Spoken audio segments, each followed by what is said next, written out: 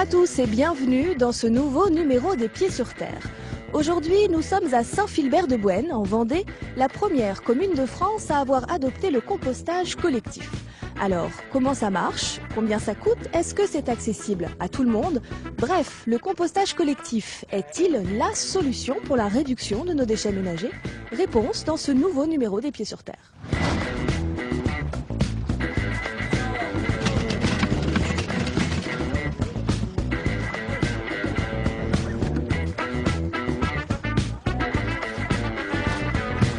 C'est parti pour le pesage. Dans cette petite commune de 2500 habitants, venir composter c'est devenu une habitude. 8 kg 900.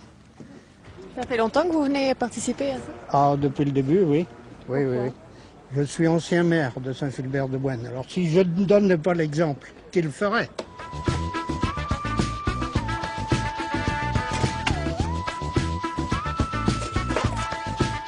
Alors voilà. Là, il y a les déchets de 8-10 jours. Il y a des fleurs, il y a du persil, il y a des fans de radis, il y a des fans de rhubarbe. Voilà, tout ça, du poireau. Donc c'est pas seulement les épluchures de légumes. On peut aller jusqu'à la feuille de papier journal qui a servi pour éplucher les patates, les pommes de terre. Donc on enveloppe tout ça et on met ça au compost. Ce n'est pas toxique, c'est à base cellulosique, donc c'est autorisé pour le compostage. Un maître composteur employé par la collectivité surveille le site, mais ici tout le monde met la main à la pâte. Paul recouvre ses déchets avec des branchages, un geste indispensable pour permettre la dégradation des déchets et leur transformation en terreau. On n'est pas sur un site où on vient jeter nos poubelles. On ne vient pas jeter, on vient faire du compost, c'est différent dans la démarche. Aujourd'hui, 250 familles participent à l'initiative. Des gens qui font la queue là? C'est vrai que ça marche bien. Il y a beaucoup de monde qui vient à toutes les permanences, jusqu'à 100 personnes par semaine, quoi, sur 4 heures de permanence. Donc ça représente, il y a du passage. Principal objectif, la réduction des déchets ménagers. Pour chaque famille qui participe, composter, c'est 30% d'ordures en moins dans la poubelle. Le projet est né il y a 8 ans, sous l'impulsion d'une poignée d'habitants écolos. Mais sans le soutien du nouveau maire, rien n'aurait été possible. Nous, au départ, on a eu une trentaine de personnes motivées qui sont déplacées par quartier, voir les gens pour leur expliquer le bien fondé d'une telle opération, que c'était pas compliqué déjà, parce que souvent les gens avaient peur, qu'est-ce qu'on va faire, ça va sentir mauvais, on va mettre ça dans le bout, vous vous rendez compte. Donc il a fallu bien expliquer le fonctionnement, que c'était simple, et que les gens aussi allaient... Mais ils y gagnent pour l'environnement en général, puisque leurs déchets ne s'en vont pas dans une benne ailleurs. Et ils y gagnent aussi dans sur leur redevance, puisque plus on trie, moins on met de déchets dans notre poubelle, moins on met notre poubelle au bout de la route, moins on paye. C'est le principe dit de la redevance incitative. Ici, la taxe sur les ordures ménagères est calculée au poids. Composter, c'est donc des économies pour le particulier, mais pour la collectivité, cela revient plus cher. Malgré la présence d'habitants bénévoles, il faut payer le salaire du maître composteur et l'entretien de la plateforme. Résultat, une tonne de compost coûte en moyenne 350 €. C'est 20% de plus qu'un traitement industriel classique. La différence qu'il y a aujourd'hui, il va falloir qu'on arrive à la réduire. Mais ce qui n'est pas compté, c'est tout le côté environnemental. Ces déchets ne sont pas transportés et sont ensuite valorisés. Même nous, la commune, les employés communaux se servent de ce compost pour les espaces verts. Donc de ce côté-là, il n'est pas forcément quantifié financièrement, mais à mon avis, il est quand même très important pour l'environnement de notre commune et de notre planète.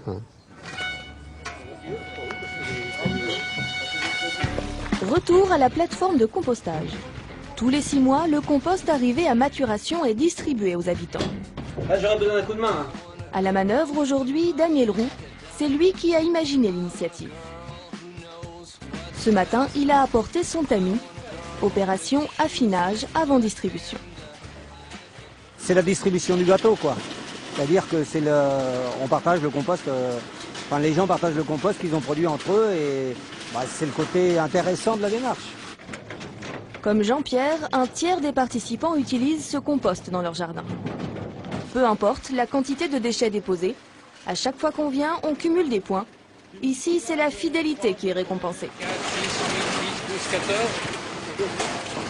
Donc avec ma carte de fidélité, je vais pouvoir emporter 3 basses de compost, comme celle-ci, le compost tamisé. Elle est pleine, elle est pleine. Merci. Ah, faut verser lentement. C'est beau quand même. Et là, il a pas 6 mois, celui-là. Ah si, ça doit être plus ancien. Ouais, il a 6 mois. Il doit avoir pas loin de 6 mois.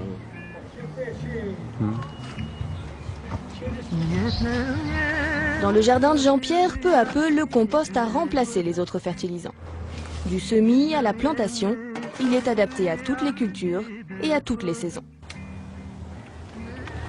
Antérieurement, pour améliorer le sol, j'utilisais un peu d'engrais organiques, mais aussi des engrais chimiques dont je n'ai plus besoin. Je ne fais plus recours à ces engrais. Autre avantage, le compost collectif est plus complet que le compost individuel. Il est donc meilleur pour les sols. Au début du projet, les habitants ont même été formés à son utilisation. C'est le retour à la terre puisque j'enfouis en griffant le sol légèrement le compost. Donc c'est un cycle continu et rien ne se perd. Mais depuis un an, l'association Compost Collectif s'est lancé un nouveau défi.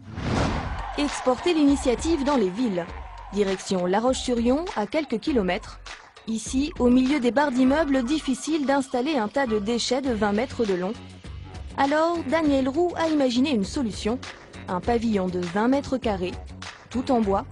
Objectif, intégrer le compostage dans un environnement urbain.